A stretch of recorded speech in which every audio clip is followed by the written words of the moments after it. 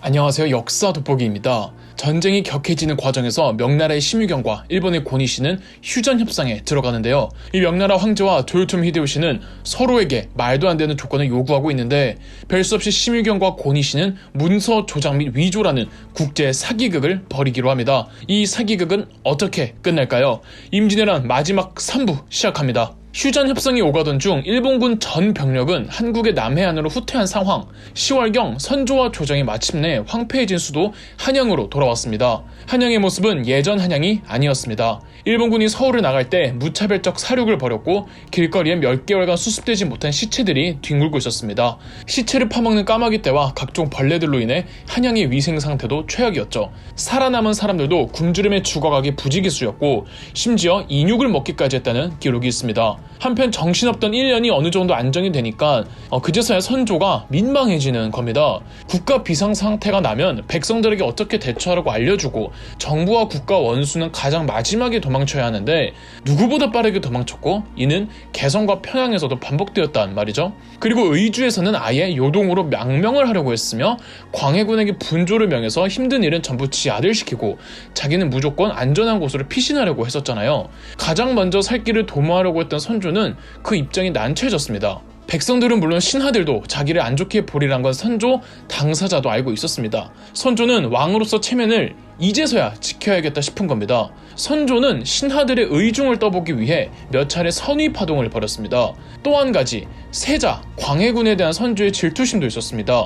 선조가 도망치느라 급급했던 동안 세자로서 분조를 이끌고 있던 광해군은 전장을 이리저리 돌며 특히 황해도, 경기도, 강원도 지역에서 민심을 수습하고 의병들을 독려하는 등 군주로서의 모습을 톡톡히 보였습니다. 신하들과 백성들 모두가 광해군의 능력을 칭송했습니다. 그래서 선조는 더더욱 신하들의 의중을 떠보고 세자의 인기에 제동을 걸고자 세자에게 선의한다는 쇼를 벌였던 거죠. 선조의 진짜 뜻을 잘 알고 있었던 신하들은 다 알면서도 선조의 비위를 맞춰줄 수밖에 없었고 광해군도 선조의 선의 발언 때마다 지방에서 올라와 선의를 거두어달라고 이 석고대제를 해야만 했죠. 10월 한양으로 돌아온 선조는 11월 광해군 분조를 철폐했습니다. 비록 조선 정부는 휴전 협정에 반대했으나 명나라와 일본 측이 강하게 휴전을 밀고 나간지라 휴전을 거스를 수는 없었습니다. 기왕이 휴전이 된 거 추후에 다시 있을 전쟁에 대비해 서해 류성룡은 군사 방면에 대폭적인 개혁을 강구합니다. 1594년부터는 조선이 내부적으로 여러 가지 개혁을 진행하던 시기였죠. 그러나 윤두수 등의 서인 쪽은 계속 휴전에 반대하고 조선 단독으로도 전쟁을 이어나가야 한다고 주장하고 있었습니다. 워낙에 윤두수가 고집이 세고 이미 선조는 남인 쪽 이 류성룡의 개혁을 다 받아줬기 때문에 윤두수의 의견도 마지못해 들어줬습니다. 선조는 윤두수를 좌의정 겸 삼도 도체찰서로 임명해 조선이 육해군을 모두 통솔할 수 있는 권한을 주었습니다. 또한 한반도 남부지방의 작전 업무를 담당하는 무군사라는 새로운 작전기관도 신설해 주었죠. 윤두수와 광해군의 총지휘하에 육군의 권율, 수군의 이순신, 의병장 곽재우 등을 모아 남해안에 있던 일본군을 공격하기로 합니다.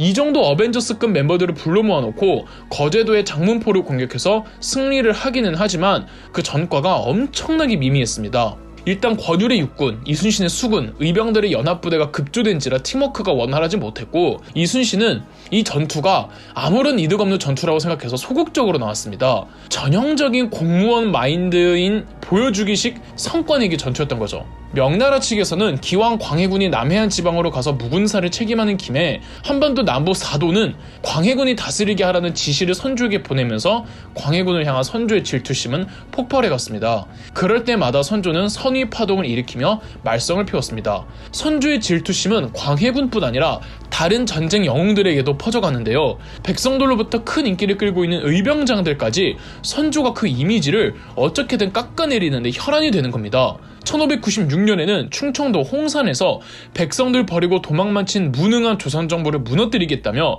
백성들끼리 모여 이몽학의난이 일어납니다. 이몽학은 작은 반란으로 끝나지 않게 하기 위해서 김덕령, 곽재우 등 전국에 내놓으라 하는 의병장들이 자신의 반란을 지지하고 있다는 헛소문을 퍼뜨렸습니다. 이몽학의 난은 초기 이 충청도 홍산의 5개 마을을 차지할 정도로 커졌으나 금세 진압이 되는데 문제는 이몽각이 자기 반란을 위해 퍼뜨렸던 이 근거 없는 소문을 선조가 의병장들을 족치는 명분으로 활용했다는 겁니다. 선조는 불같이 화를 내며 1596년 8월 김덕령을 체포하라는 명령을 내렸고 8월 말 김덕령은 결백을 주장했지만 한 달간 모진 고문을 받다가 형장의 일소로 사라졌습니다. 곽재우의 경우 넘어갔지만 이몽학의 난이 아니더라도 여기저기 일어나는 작은 도적대들을 잡아다가 고문으로 의병장들을 엮어서 많은 의병장들을 그 전쟁 영웅들을 선조가 제거해버린 겁니다. 전쟁 영웅에 대한 선조의 질투는 이순신에게까지 번지는데요. 자, 이제 심의경과 고니시의 사기극으로 다시 돌아와 보겠습니다. 고니시 유키나가는 도요토미 히데요시의 거짓 항복 문서를 위조했고 심의경이 이걸 명나라 황제에게 갖다 바칩니다. 흡족한 명나라 황제 만력제는 도요토미 히데요시를 일본의 국왕으로 임명한다는 조서를 작성하고 이종성, 양방형 등의 사신단을 꾸려 일본으로 파견합니다. 도요토미 히데요시는 당연히 자기 요구 조건들이 수용된 줄 알고 명나라 사신단을 크게 환영해 주었습니다. 이 명나라 사신들이 가져온 만력제의 조서를 읽어야 하는데 중국어니까 통역사를 시켜서 읽게 하는데 이 통역사는 고니씨가 섭외해둔 승려였고 이 승려는 조서 내용 그대로가 아니라 고니씨가 시킨 대로 읊었던 겁니다. 그런데 이 연회 자리에서 명나라 사신들과 도요토미 히데요시가 막 이야기를 나누는데 이게 딱 서로 다르게 이해하고 있다는 느낌이 확 드는 겁니다.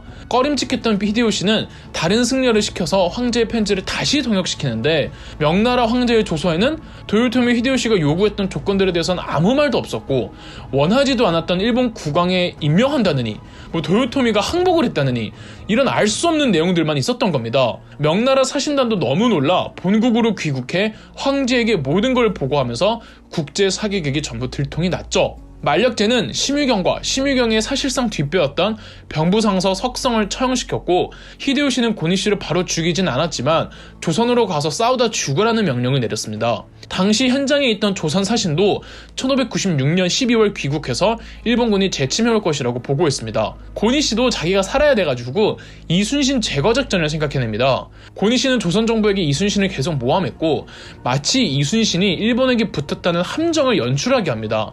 여기에 그 일전에 윤두수가 큰 전공을 못 내면서 그 탓을 이순신에게 돌리고 있었단 말이죠. 가뜩이나 전쟁 영웅들에 대한 선조의 질투심까지 있는 상황에서 선조는 이순신을 파직하고 영모죄로 사형시키려고 했으나 공을 참작해주어 백의종군을 시킵니다. 이때 류성룡조차 이순신을 변호해주지 않았다고 합니다. 삼도수군 통제사는 이순신에서 원균으로 교체되었고 이순신이 사라지자 일본군은 1597년 다시 한번 조선을 침공합니다. 바로 정유재란인데요. 원균의 능력은 이순신에게 한참 못 미쳤습니다. 1597년 7월 원균이 이끄는 조선 수군은 일본 수군과 싸우는데 칠천량에서 전멸해버린 겁니다. 남해안을 지키던 조선의 모든 전함들이 거북선 다 포함해서 그냥 전부 침몰된 겁니다. 전쟁 직전 도망친 12척만 제외하고요. 남해안이 뚫리니 애당초 일본 수군의 원래 계획이었던 전라도 약탈 후 육군에게 보급해주는 작전이 다시 전개됩니다. 이때 도요토미 히데요시가 일본 군사들에게 조선인들의 코와 귀를 잘라오면 그 수만큼 공을 인정해주겠다고 해서 정말 잔인한 광경들이 펼쳐졌죠. 명나라는 다시 구한병을 보냈고 선조는 어쩔 수 없이 이순신을 삼도수군 통제사로 복직시켜 주었습니다. 선조는 이순신에게 지금 조선 수군이 하나도 남은 게 없으니까 권율 밑에서 육군으로 싸우라고 하지만 이순신은 도망쳤던 12척으로 해보겠다면서 1597년 9월 명량 해협에서 13척의 배로 일본 수군 133척과 싸워 이긴 겁니다. 다시 이순신이 복귀해서 전라도 해안을 지켜낸 거죠. 일본 수군이 또 한 번 막히자 보급이 중단되었고 일본 육군의 진격도 멈출 수밖에 없었습니다.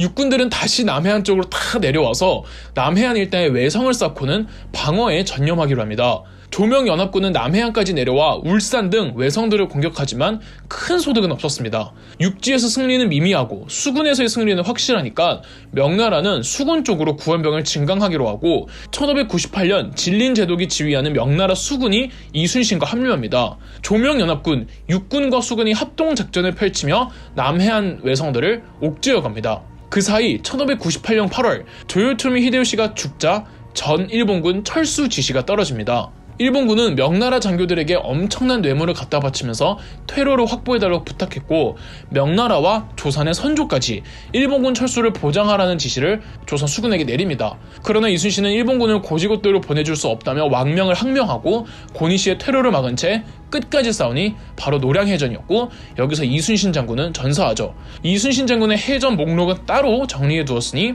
해당 영상 참고 바랍니다. 이렇게 7년 전쟁은 끝이 나는데요. 임진왜란은 이후 한중일 모든 판도를 다 뒤바꿔 놓은 동아시아의 세계대전이었습니다. 다시는 이러한 재난, 악재, 전쟁이 되풀이되지 않기 위해서 전후 관리가 대단히 중요한데 류성룡이 택한 방식은 기록이었습니다. 임진왜란 이후 류성룡은 파직되어 고향 안동으로 내려가 7년간의 전쟁을 상세하게 기록합니다. 그리고 이 기록문의 이름을 미리 징계하여 후환을 경계한다는 뜻에서 징비, 즉 징비록이라고 정합니다. 우리 세대가 부족하고 무능해서 이 전쟁이라는 큰 징계를 받았으니 다음 세대, 더 나아가 그 후손들은 우리의 실패를 타산지석으로 삼아 미리 준비하여 여러 악재들을 지혜롭게 막아내라 라는 뜻이겠죠. 그렇다면 임진왜란 이후 한국의 역사와 현재의 우리들은 류성룡의 바람대로 여러 악재들을 지혜롭고 슬기롭게 막아낼 수 있는 장치들을 만들고 제대로 활용은 하고 있을까요? 류성룡의 징비록과 이순신의 난중일기는 평범한 전쟁 역사서가 아닙니다. 끊임없이 우리의 현재를 되짚어봐야 하는 반성문입니다. 그럼 역사 돋보기였습니다. 영상 재미있으셨다면 구독과 좋아요, 알림 설정까지 해주시면 감사드리겠습니다.